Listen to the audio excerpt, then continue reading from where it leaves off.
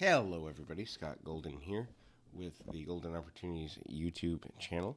And if you are new, please like, subscribe, comment below. If you are new, also, what we do around here is we discuss a variety of topics: social, emotional, spiritual, psychological, and all that good stuff. We do that on a daily basis in an audio format. There are over 225 audios available to you, so hopefully there's something that'll be beneficial to you. Please like, subscribe, share, and all that good stuff. But today we're going to talk about inner child. How do you know if your inner child is motivating your actions, and how to know how to deal with those challenges with your inner child as they come forward? So, the inner child is the part of oneself psychologically and emotionally that is childlike. We all have one.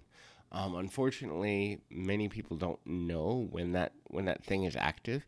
Many times, when we're carefree, when we're playful, in a positive way, when we're just downright goofy sometimes, that's the positive side of the inner child. We want to be childlike. We want to have a good time like when we were kids. But a wounded inner child or a hurt inner child is also a part of the inner child complex. And so there's 6 things that may motivate a person to be working through or experiencing life through the wounds of their inner child, and we're going to talk about those here.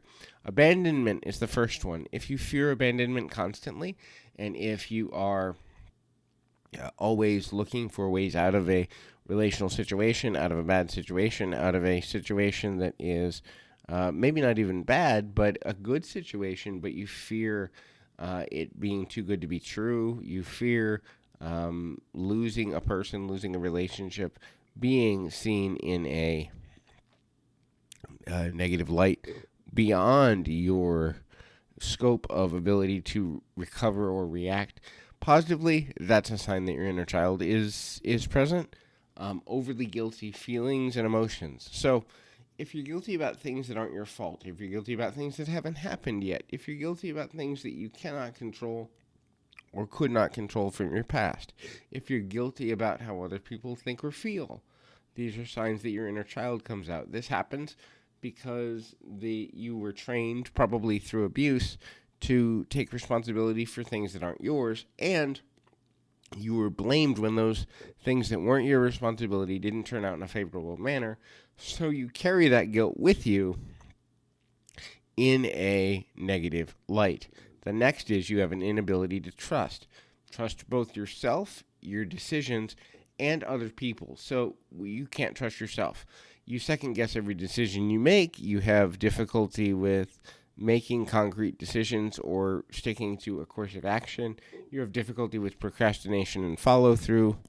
You believe that what you do will not matter, does not matter, will not make a difference. You believe that what you do is irrelevant to the world and your local community, your household, and your friends, your family, and your loved ones. That's a lack of trust in yourself, a lack of trust in the ability of change, which is to say, I will always be this way. Awfulized thinking. And then a lack of trust in others. That is, that people in general are inherently evil. People in general are inherently bad. We're all broken. And there's no point to relationships because it's going to hurt me anyway. These are trust issues that come from a very active, wounded inner child. So, bad boundaries is the fourth thing I'd like to discuss. So, bad boundaries can be expressed or experienced in 2 ways. One, not having boundaries at all, believing that having boundaries is bad or makes you a bad person, believing that you are just meant to be someone's punching bag, or that they can do or say whatever they want and it doesn't matter how you feel, or having boundaries and then not upholding them or changing them based on the fear, irrational or rational and logical, fear that maintaining your boundaries is going to hurt other people, maintaining your boundaries is going to cost you something that you can't recover from. Both of these are erroneous thoughts that come from a wounded inner child. The next is issues with anger. So issues with anger can manifest in 3 ways. The inability to show anger appropriately, the inability to allow yourself to feel anger.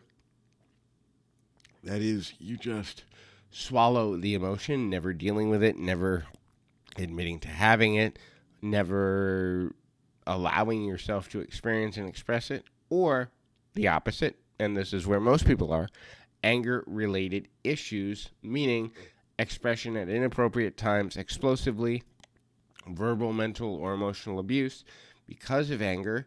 These are all child issues because at some level, you were not allowed to express or encouraged to express negative emotion as a younger person, and thus you don't know how to do so in a positive, progressive, productive manner now. And this is really sad because many times people struggle for years in this area before realizing that the structure under which they were raised is counterproductive to living a happy, healthy, productive life. The next and last one is holding grudges. So, an inner child that is wounded is incapable of letting things go gracefully, or believes that letting things go makes them weak, or letting things go makes them a victim perpetually, and so they have to get their version of justice, their version of what they believe is right and wrong before they can let something go. Many times there are situations where you're not going to get your version of right because, honestly, and this is hard to hear sometimes, but the world doesn't care about your worldview of right and wrong. The world cares about keeping going regardless of how you feel about it. And that's super hard to hear, but for a person with a wounded inner child, they hold on to those grudges until they get what they believe is a proper, appropriate resolution to their challenges. And when they don't get it, they actually become emotionally stunted. If this stunting happens in childhood, many people have a childlike view of relationships and how to handle conflict that will plague them well into adulthood, may cost them friendships, cost them relationships, even marriages, cost them the ability to be good parents, and all sorts of other really uncomfortable things. Anyway, so hopefully this has been helpful to you. Until next time, keep your feet on the ground, your mind in the moment. Until next time, everybody.